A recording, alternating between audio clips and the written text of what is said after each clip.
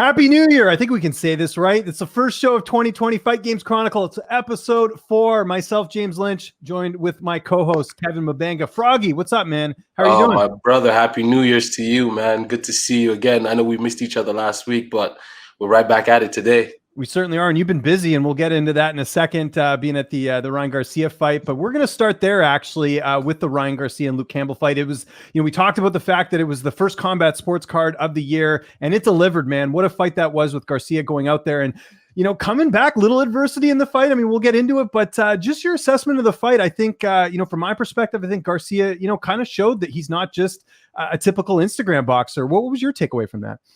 Well, you understand, he is a boxer turned Instagram star, right? Right, so yes. when he's gone through the amateur rankings from 13, 14, so all of these guys have known each other for a while. He's been in the mix for a while in the amateur rankings and then professional. So these guys are not new friends or new people that have met each other. All of these young fighters, Tiafimo, Ryan Garcia, Devin Haney, Steven Shakur, they all know each other and they all grew up together. So for them to accomplish their goals and to be at the highest level of boxing now and all about to face each other is really dope, man. Well, and I think one of the things we talked about heading into the fight was the quality of opponent. And I think, it wasn't just a clean sweep for Garcia, right? Like there was a little bit of adversity in there.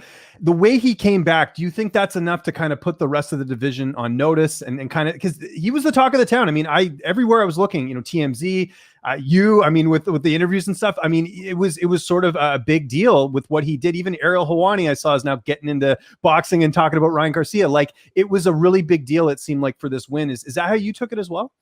Yeah, I mean, he's done a great job of marketing himself and really making his presence felt, not just in the sports world, but in the entertainment industry, period. Between the YouTubers and the modeling and all of these things, he's done a great job of it. And how ironic is it that he wins the fight with a body shot? And he started #BodyShotChallenge about a year ago. And he's been going around hitting, YouTube stars with body shots. And now he finishes a guy with a body shot. My assessment of the fight, well, if you recall, about 2 weeks ago, you and I had this discussion, and we wanted to really see him versus a credible opponent, a former world champion and a guy in his prime. And we got to see that. And the adversity, and he still has holes in his game. It's clear. He still has. The problem was that after he got with Canelo's trainer, when he got with Eddie Reynoso, he never, every fight finished quick. It was first round knockout. And I noticed the improvements because before Eddie, he threw a lot of punches, but a lot of them didn't connect. He wasted a lot of punches. When Eddie came, everything connected. But then he would knock him out in the first round. So we never really got to see the rest of the layers of the improvement. So in this fight, what I saw was that he has improved, but he still has holes in his game. He still has bad habits. When he pulls back, he got knocked out because he got lackadaisical. He got real cocky. He was sticking his tongue out at him a lot. And he doesn't parry punches. He doesn't move his head. What he does is he just takes a step back. But when he takes a step back, you're supposed to keep your hand on the phone, and but he puts both hands out. And when he did that, and he kept doing it in the fight, he did it numerous times in the fight. I watched it. He did it numerous times. So that habit of doing that, can be very costly later down the line if he doesn't improve that and just stops it. But that's the thing about fighting. It's you create these habits and then you got to undo these habits. Well, and do you think it's an immaturity thing? I mean, Broner used to do this stuff too, right? Where he'd come up behind the fighter and kind of joke around and stuff. I mean, you can't, obviously in a different sense, but is it an immaturity thing? Do you think? Is that something that can be corrected, or do you think he's just falling into bad habits? No, I think that he created bad habits prior. And then when he got with Canelo and Eddie and them, they fixed these habits. But then I think in the middle of a fight, sometimes the fighter just goes back into things that he did when he was younger or when before, because you've spent so much of your career and your time doing these things and less time of not doing these things. So when the going gets tough or things get, certain things happen, certain guys kind of revert back to certain things. But you know what he showed me though, bro? He really showed me that he got angry. I like when he got angry, because when he got angry, he started being the bully. You know, Luke Campbell is a clean fighter. It's clean. Everything is clean. Everything is bop bop clean. You know, he's not a dirty fighter. He's not inside fighting. He's not one of those guys. So Ryan could have imposed that will like that early on, and it just took him getting knocked down and him getting hit more than he needs to be hit to be like off, because he was in a real fight. That was a real fight, you know. So he showed us that he can get up off the ground and come back and win a fight. So that is something that the other guys never showed us. Teofimo never been knocked down. Devin's never been knocked down. Gervonta's never been knocked down. None of these guys have ever felt the canvas. And that was Ryan's first time being knocked down. I've never seen him knocked down. I've seen him get hit a lot in sparring, but I've never seen him knocked down. So that was very impressive of him to get up and put on the clinic that he put on. And like any good entertainer, he made use of his mic time after the fight, definitely making some call outs there of Tank Davis and obviously Haney as well. What do you make of that? Is he biting off a little bit more than he can chew, or was that the right move for him, do you think? What was your assessment when he did that? I mean, well, I was with Devin Haney while he was, you know, the whole thing was happening, and we're standing there, and I tell Dev, you know, I said, you guys, this may be the moment to build on top of what you guys have already had. You know, you guys have been going at it since you guys are 15, 16 years old. You know, you guys have fought 5 times in the amateur. I said, this is another one of those moments to create the moment, you know, and Devin is ready to fight him right now. Devin knows in his mind that he could beat him, right? He's made it very clear to me, like, yo, bro, I know I can beat this guy already, and I'm ready to fight him now. And Devin needs a big name, needs a name on his resume really, really badly. But he's the real champion. Ryan is the interim champion now, which makes Ryan the #1 contender for Devin Haney's belt. But, you know, after the fight, you know, after they had that moment, you know, Devin looks at me and goes, he's not gonna fight me. He's gonna sidestep me and go fight somebody else, and then we'll probably see each other again. I said, I think the same thing too, but we'll see how it plays out. You know, I think a good fight, though. You know what I think a good fight is for Ryan next, because he showed a little bit too. He showed that there's still more work to do. I feel like Hoya Linares should be the next guy he fights, a 3-division world champion, and that was he was originally scheduled to fight Linares before the Luke Campbell fight was made. So we know that they already want to fight each other. We know that they've agreed to fight, and then it was called off because of the COVID and all this situation. Just run it back. Let's run it back in April or May, Cinco de Mayo weekend. Run it back, you know, and let's see how he's doing. Let's see how he deals with a 3-division world champion. And after that, if he wants Gervonta and he wants Devin and he wants all these guys, then give him those guys. But I feel like he still needs a sturdy, hard veteran, 32-year-old in his prime, maybe at the tail end of the prime, but you gotta be on top of your game to beat Linares. You can't be. He's only lost to 2 guys, I believe, and you can't just be anybody and beat Linares. You know. I agree. And I think that's the right move. You know, we see this in MMA. Sean O'Malley's a good example, right? Same sort of thing where, you know, after a couple fights, he's getting these highlight reels finishes. He's calling out Cody Garbrandt. He's calling out TJ Dillashaw. Look, I think the UFC and everyone knows he's not going to fight those guys, but you're at least putting your name in the conversation and creating some hype and creating some things around you. I think same thing here with obviously with Garcia, just getting, you know, people on their radar and getting sort of that talk going. But I'm with you. You got to build it up. Business is only good if you're winning, right? And if you're taking that leap too quickly, you know, you see what happens, like, you know, going back to O'Malley, like he fights Chito Vera.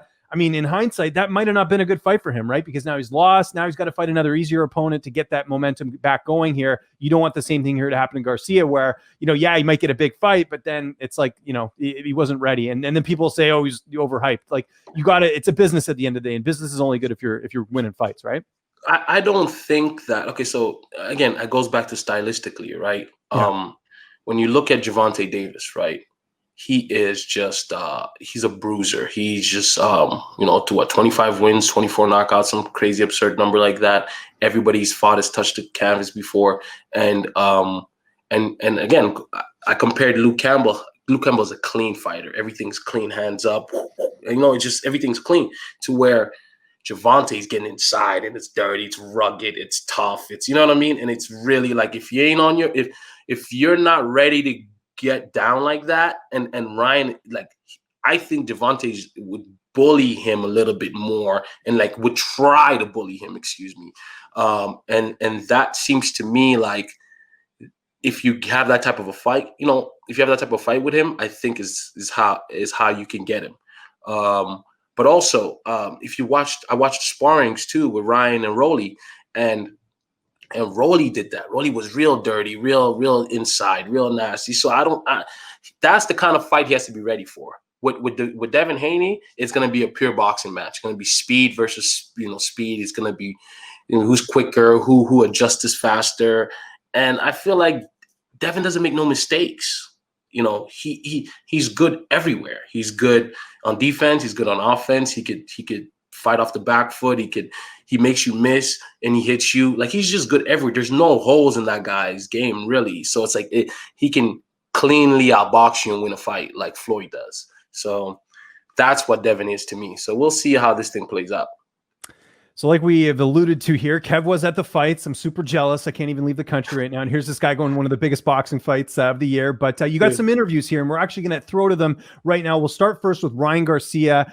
You had a chance to catch up with him. Really good stuff. One of the things I love about Kev's interview style is that he gets on that personal level. It's not your typical, buttoned up Bob Costas type thing. He's getting on a more personal level, so you're going to get some better answers. So we're going to play that first interview here with Ryan Garcia. Check it out. Hope you guys enjoy it. He became a man. Tell me about that. He became a man. Look at him. Congratulations, Ryan. You're a world champion. Like Your dream came true. Tell me about it.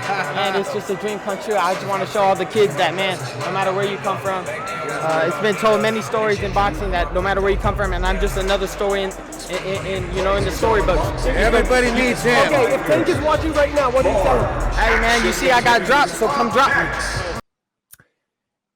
All right, so that was the interview. Let's sort of recap that. What was it like getting to talk to him right after? And not everyone was there at that fight, right? Just because of COVID and all the access. What was it like getting to talk to him? He was real. He knew what took place. He knew he got caught.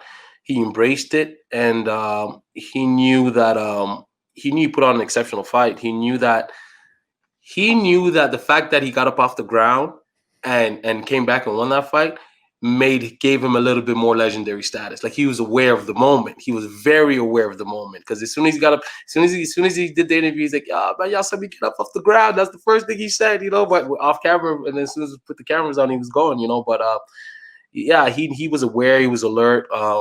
He's really good at his interviews. He knows how to work the crowd. So it's always good talking to him, And also, as you guys have seen here on Fanatics View, I mean, we just don't do the bare minimum. We're not going to these events to get the catering or whatever. I mean, we're there to work, right? And Kev was working his ass off, right? So we got another interview for you guys here, this time with Oscar De La Hoya, one of the legends, one of the best of all time. We're going to throw to that right now, and you guys can see what Oscar had to say about the fight. A+. I mean, he did what he had to do.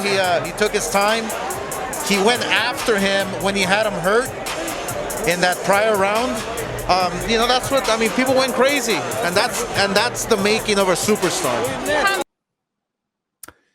All right, great interview there with Oscar De La Hoya, a huge name in the boxing world. How was it to get to catch up with him? I'm sure just him getting to witness sort of the future and sort of a changing of a guard in some regards as well too, of seeing Ryan Garcia get that big win. Oscar has always been very adamant about making Ryan Garcia the top guy in boxing, and he's stuck to those guns. He's been promoting him and marketing him ever since the first day he's had him. They're very similar when you think about the way they came up with all of the fanfare that they've accumulated for themselves. Oscar would be the equivalent of Ryan if social media was available then. They'd be the exact same. It's the exact same thing. It's a mirror. It's like looking in a mirror, But we talked then, but then we end up going to dinner later at night, me and Oscar and a few friends, and we're just sitting there and talking, and he just can't stop talking about Ryan, man. He guys like Ryan this, right? I said this guy, right? Yeah. He knows that that's his, golden goose, and he made a real remark then, a real, he said Ryan will be bigger than Canelo. Just watch, and not, he goes, not too far from now. I said, wow, that is, you're really betting the whole house on him, so that lets you know how he feels about his guy. And, he's a cool guy to hang out with. I really enjoy hanging out with him and his kids. And, we got a lot of obviously business that we're discussing in regards to different fighters or whatnot, but relatively, he's a cool guy to hang out with, outside of the business and talk about fighting, and on all the new young fighters coming up. So it was dope. It was always dope interviewing them. And speaking of dope interviews, not saving, this was a great interview. I just got to give you credit for this one. Devin Haney, I love this one. You guys got to check it out. It talked about how Kev gets the fighters on more of a personal level. Check this out with Devin Haney. Really good stuff here from Kev. You're the champion, so you're the one that's going to call the shot on when exactly. the fight happens. That's what they got mistaken. I saw that shit. I saw that shit. So when do you want to fight? Well, we just got to see. We just got to, go talk to, my promoter, my co-promoter, Eddie Hearn, and, figure out when the next date is, and we go from there. But I want him next. You guys have sparred each other at least 4 to 5 times, if I'm correct. Have you seen any improvement? And also, what did you see tonight? With a lot of the flaws, has he gotten any better? Is it the same thing for you for the last 5 years you guys have known each other? I think his body has matured more. He's got stronger, but his fight's the same style, same punches, same things since the amateurs. Of course he's gotten better because he's developed more, but for the most part it's the same style. So he becomes, so if I'm correct, he becomes your absolute mandatory now. So you guys are next. So no matter what happens, he has to go through you to become a real champion. And you have to defend your belt against him. Yeah. Okay. But, this is going to be the first time in history that you see a guy fight for eliminator to fight for the world title and not go fight for the world title. Watch. You're calling it already. Watch. I love it. That's how we leave it. And yeah, like I said, big fan of that interview and the interview style, man. You kind of just got him when he's taking it all in and everything. You talked about it there, sort of his reaction to, thinking it's probably not going to be next that he's going to fight Ryan Garcia. But what was it like too, just getting to see him throughout the night and, just kind of taking the fight with him? The thing about Dev that I really like about him is that he's a hard worker. We've been interviewing Dev probably almost 3 years now. I would say about 3 years we've been interviewing him, but I've known him for maybe 4.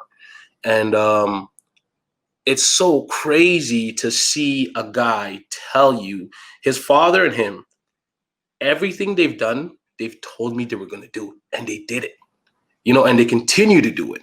So when everybody was, picking this, picking that, Fanatic Views, we said, this guy, let's stick to this guy and let's see how this thing develops. And we gave him the floor to express themselves however they needed. You could go watch our previous interviews. We have probably 4 or 5 with the Haneys. But yeah, man, I last time I interviewed him was Super Bowl. We were at the Super Bowl and he came in there and a lot of people didn't really know who he was, but as soon as we got him, we set him down, went back and forth. And that's when we were talking about the match. Very smart. So one thing about Devin is Devin Haney is his own promoter, and he signed a deal with Eddie Hearn and Matchroom, and now they are partners. Haney Promotion and Matchroom are partners in a joint venture, and that's how Devin's career. So he's his own boss essentially, right? To where everybody else is signed to somebody, and they did that off of sheer will. The plan worked perfectly. He went to Mexico, fought like 8-9 fights early on, and then accumulated more and more and more, and then finally came up here and continued to do that. And now 25, 22, 23 fights later, he's a world champion, and everything he said, and he's a millionaire. Like he's the first one to make the millions out of that group of young fighters. Shakur, him, Teofimo, Ryan. He's the first one to get to the millions, and he did it off of sheer strategy and sheer hard work. So I always enjoy hanging out with him, Yeah, and that's just a lesson as well to anyone watching out there. If you're in the media game, talk to these younger fighters. You never know who they could end up becoming. I have countless examples of fighters that are headlining UFC cards now that were scraping away on the regional scene. And it's always important. Never turn down an interview, especially if you're coming up. It's always important to get, and then you build those relationships, right? Well, I go to these amateur fights. Yeah, I don't see anybody over there. I sit in these amateur fights. I see these guys way before all of these guys do. And then that's how my relationship is usually built with these guys. I catch them really, really early. When we're doing pressers and you're doing media, and this is for all the other media guys too, please interview the young guys because you need to build that. Don't just try to show up when these guys become big. No, just really, because it helps the sport. It helps everybody, And yeah. And sometimes you get better interviews that way. I can't tell you how many amateur fighters I've interviewed, even just like the last couple months, that just like appreciate the interview. They want to be there. They want to do it. They're going to give you good stuff because they just know what it's all about. So yeah, I tell that to a lot of people. There's a couple other media members, not going to mention any names, who kind of, jump on when it's a little bit later. And you see that a lot of these fighters don't like that. They like the people that invest the time early on and really take notice of that. That's why Ellie always has full access to everybody. Yeah. Because Ellie been going with a camera before guys were showing up with cameras. He's been going to cameras. Fight Hype, they get the access they do because of Floyd, but because of of everything that they do. So I always encourage the media to cover as many young fighters as possible because they need it, but you also need to build that rapport. And then you look fast forward, Devin's the world champion. I could call Devin at any time. I could do whatever me and Devin wanted, we could do because there's a rapport that's been built there. So a little hint for you, journalist guys that's out there, to figure out how to build these relationships. Exactly.